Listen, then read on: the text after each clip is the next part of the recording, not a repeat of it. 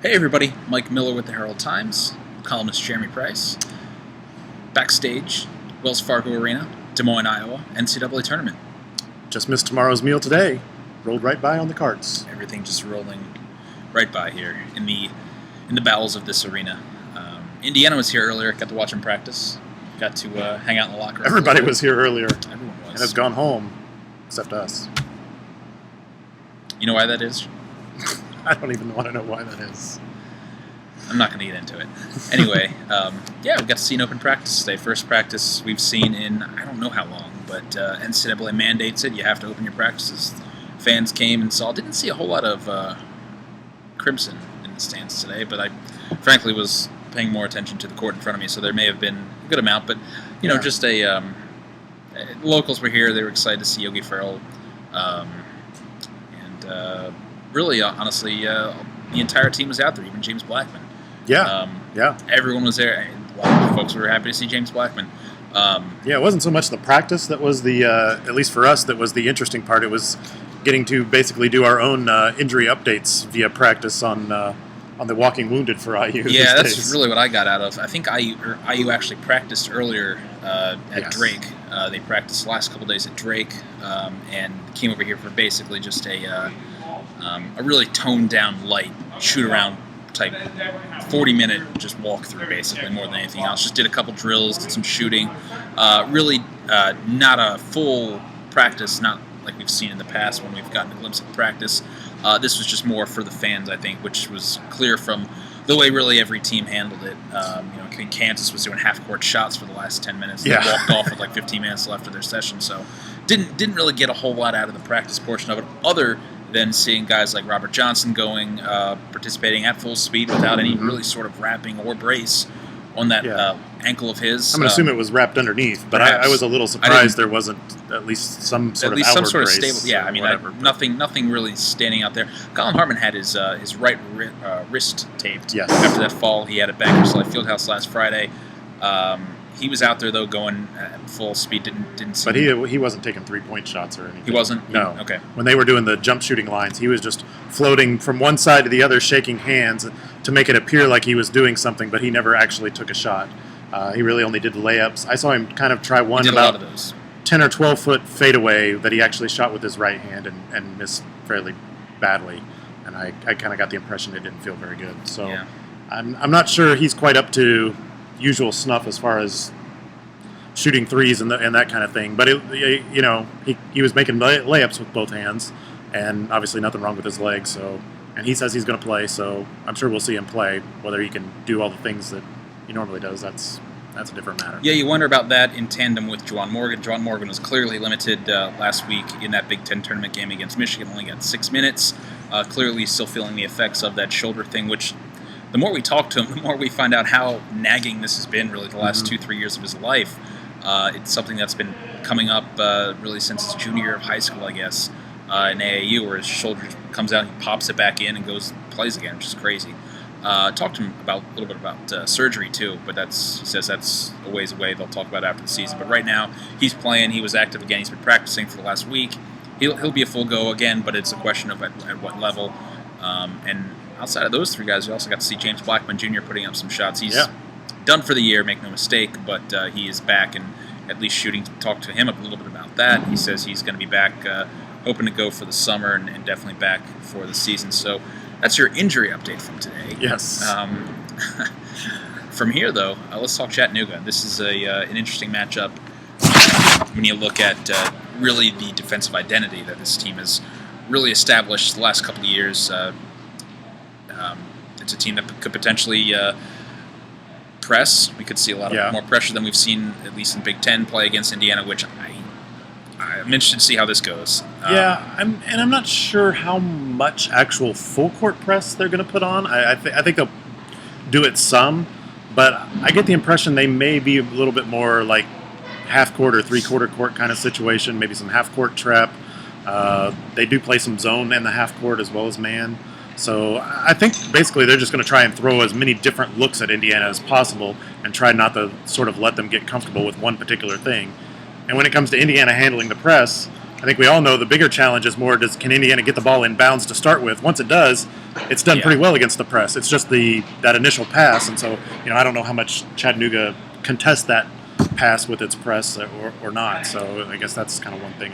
Yogi Ferrell was just outright asking for them to press, I think, today. We were talking to him about it. He's like, yeah, I mean, bring it on. I got my running shoes on. I think he was reading between the lines, really asking to be put in that situation where he can, find an open guy wherever on the floor and get the ball out.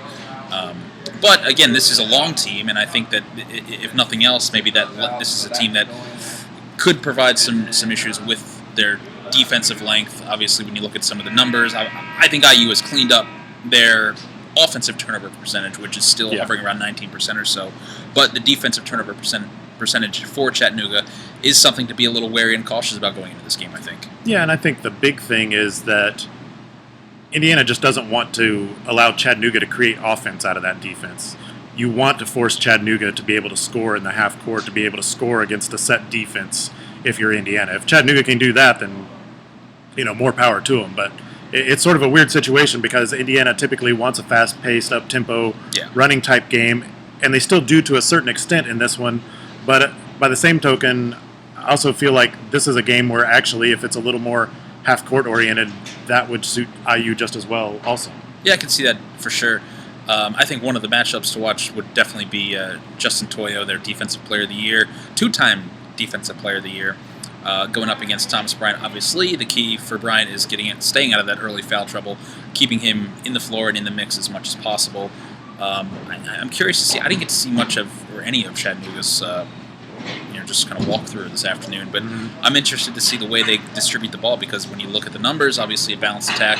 They have Trey McClain, who's their leading scorer, but so many guys, I think 7 or so guys are averaging like 6-7 points. Yeah. So they get it around, they can spread around a lot, and I'm not sure that they really make themselves from beyond the arc, but they've apparently just looking at things as a team that can really spread it out and get you in a few different ways. Yeah, they've got a couple of guys that can really hit it from beyond the arc, and those are the guys you don't want to leave open.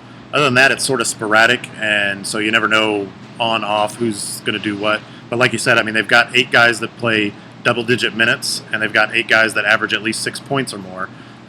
So I don't think depth is as much an issue as it sometimes is in these kind of matchups. A lot of times you get a mid-major type team and you're looking at the first 5 and maybe one off the bench, and that's about it as far as being able to keep up if they get into foul trouble or whatever, they're in trouble. Chattanooga seems a little bit more better suited to handle that kind of situation, at least in terms of the guards and the wings. I think in the front court they're still sort of shallow behind Toyo. I'm not sure there's a whole lot there. If he gets in foul trouble or whatever, then they're going to have some issues. So it'll be interesting to see how this shakes out. I mean, I think depending on how you want to spin the matchups and the numbers, I think you can spin this that Indiana should be able to handle this and handle it comfortably, or I think you could spin it that Chattanooga is fully capable of pulling the upset and maybe a little underestimated. Absolutely. I agree, and I think going into a game like this with a Chattanooga team that's probably not going to overwhelm you in any particular area, Indiana's worst opponent could potentially be Indiana. Yes. For a lot of different reasons. Obviously, when you come to the turnovers, maybe it's not so much that Chattanooga is forcing the turnovers as Indiana's just trying to force the easy baskets, the transition baskets, trying to get the ball places it doesn't need to go in a hurry.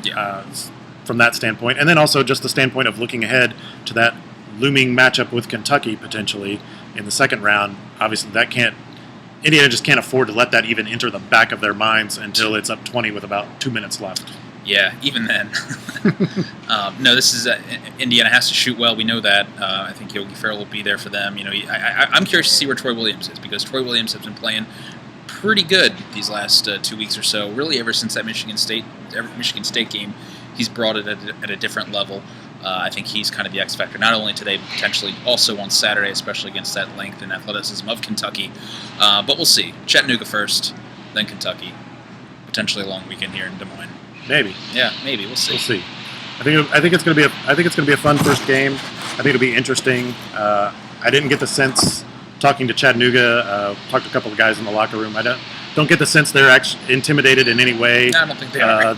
They're actually very much looking forward to this game. Quite excited about it. And the fact they've got those 3 wins in the regular season against major conference teams helps them a lot.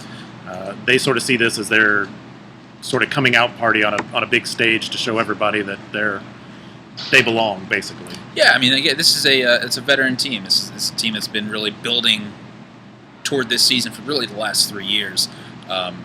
First-year coach Matt McCall, he's done a nice job of really sustaining the momentum they built over the previous 2 seasons. Didn't lose a single guy to transfer in that coaching transition period. And this is a team. I think they had 6 guys play 20 or so minutes, 26 minutes in the SoCon final the other night. They're all juniors and seniors, so these are guys who have kind of been through the wars, been through these big games. They played. They won at Dayton. Obviously, they got a pretty good resume coming into this. I don't think they're scared, and like you said, I think just from seeing their comments today on Indiana, they're welcoming this matchup, and I think that'll be something for Indiana to reckon with early on tomorrow night. So. Yeah, and I think Indiana has to. Basically, they're a hungry team. I think Indiana has to match that hunger, and I think Indiana is a hungrier team than it was a year ago in the NCAA tournament, and obviously it's got to be a hungrier team than it was last week at the Big Ten tournament. Yeah. If it is, it should be in good shape. If it's not, well, it could be a short stay. We won't be writing as much on Friday. Yeah. Otherwise, we will have a lot to talk about with Kentucky, but like we said, first up is Chattanooga. We will see how they handle this. Thursday night, CBS. 7:10 Eastern, 6:10 local, CBS. We'll be here. Find us all over the place. See you guys.